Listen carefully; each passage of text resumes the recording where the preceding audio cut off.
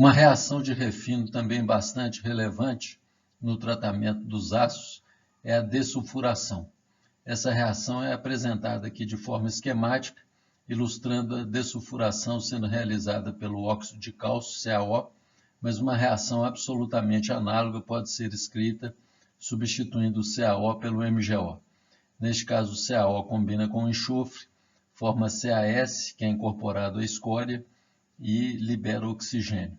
O ΔG0 para essa reação está especificado aqui.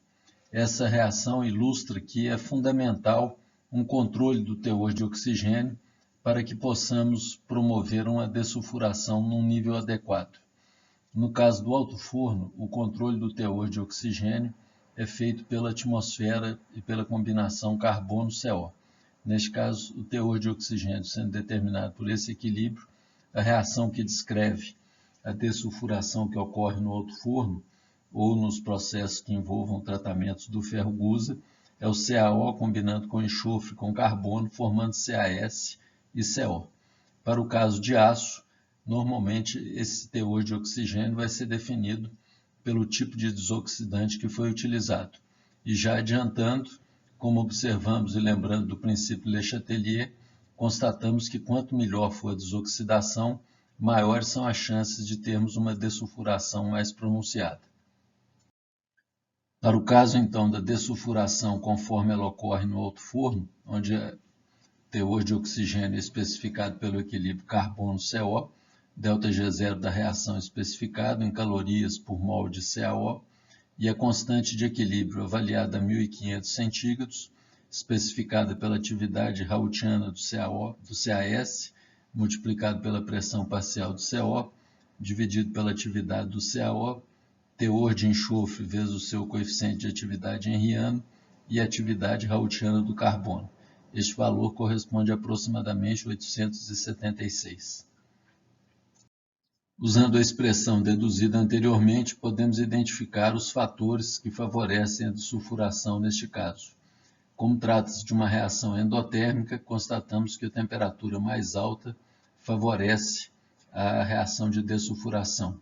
Também, quanto menor for a atividade do CaS na escória, melhores serão as condições para a dessulfuração e, em termos do coeficiente de atividade do enxofre, a presença de elementos que têm repulsão por ele, notadamente carbono e silício, pode ser uma forma efetiva ou podem favorecer também o alcance de teores de enxofre mais baixos. É claro também que a atividade CaO elevada na escória ou de MgO na escória, com utilização de escórias básicas, também é fundamental para promover uma dessulfuração mais pronunciada. Uma das formas propostas na literatura para quantificar a intensidade de dessulfuração é um parâmetro denominado capacidade de enxofre, definido através dessa equação, Cs, que é a capacidade de enxofre, igual ao teor de enxofre na escória, multiplicado pela atividade henriana do oxigênio, dividido pela atividade henriana do enxofre. Constatamos que esse número, à medida que ele cresce, mais intensa será a dessulfuração. Os dados apresentados aqui nesse diagrama ternário CaO, alumina e sílica, que é a escória normalmente utilizada nesses tratamentos, foi obtido no livro Slag Atlas, que já foi mencionado anteriormente. Aqui foram plotados na temperatura de 1500 centígrados as linhas de menos log de Cs. Como o valor é de menos logaritmo, quanto menor for este valor, mais intensa será a dessulfuração. Constatamos que os pontos são marcados na região de escória líquida nessa temperatura e que, caminhando aqui para as regiões mais baixas, com teores mais elevados de CaO, nós temos uma tendência a ter valores de Cs mais elevados, o que significa uma dessulfuração mais intensa. Aqui temos um outro diagrama semelhante ao anterior, mas agora para a temperatura de 1650 centígrados, também obtido no Slag Atlas, e novamente linhas de ISO menos log de Cs. Mais uma vez, quanto menor for o valor, mais intensa é a dessulfuração, e aqui constatamos inicialmente que o campo de escórias líquidas já está bem maior do que o do caso anterior, e como a temperatura favorece, temperaturas mais altas favorecem a dessulfuração, nós temos valor de menos log de Cs bem mais baixos, e também possibilita aqui identificar a região mais favorável em termos de composição da escória para a obtenção de graus mais pronunciados de dessulfuração. Uma outra forma muito comum de se encontrar dados na literatura se refere à partição do enxofre, que é definida pela razão entre os teores de enxofre na escória e no aço. Por sua vez, depende da capacidade de enxofre da escória, coeficiente de atividade do enxofre, coeficiente henriano, dividido pela atividade henriana do oxigênio. Supondo agora que o controle do teor de oxigênio do aço seja feito pela desoxidação e focando a nossa atenção na desoxidação pelo alumínio, que como já vimos é um desoxidante mais forte, a reação agora que vai representar o processo de sulfuração pode ser representada como indicado aqui. O alumínio combinando com enxofre com o CaO, produzindo CaS e alumina. O ΔG0 para essa reação, especificado por mol de enxofre reagido, equivale a menos 76.324,8 mais 26,6 T. Podemos, a partir dessa expressão de ΔG0, identificar condições que sejam mais favoráveis ao processo de dessulfuração. Esse diagrama apresenta dados experimentais, onde na ordenada temos teor de CaS na escória, um valor mais alto está associado a uma dessulfuração mais intensa, e aqui na abscissa temos a relação CaO sobre alumina na escória, teores de CaO sobre teores de alumina. À medida que vamos caminhando aqui para a direita, nós estamos formando escórias mais básicas, consequentemente, teremos um favorecimento da reação de dessulfuração, levando a teores de CaS mais altos na escória. Temos aqui linhas para diferentes temperaturas, mas é importante frisar que o efeito da basicidade da escória é fundamental, ele pode incrementar significativamente o processo de dessulfuração.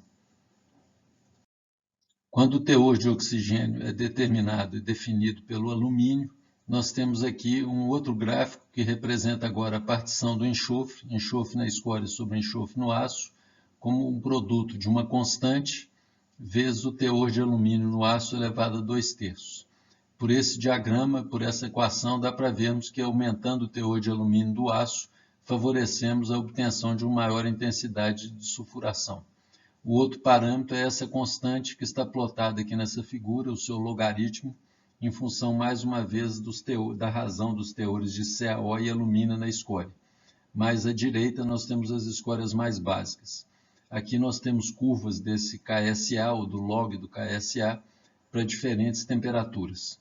Como agora o potencial de oxigênio ou teor de oxigênio está sendo fixado pelo alumínio, o comportamento ou o efeito da temperatura é diferente daquele que constatamos anteriormente, para o caso onde o carbono era o determinante do teor de oxigênio.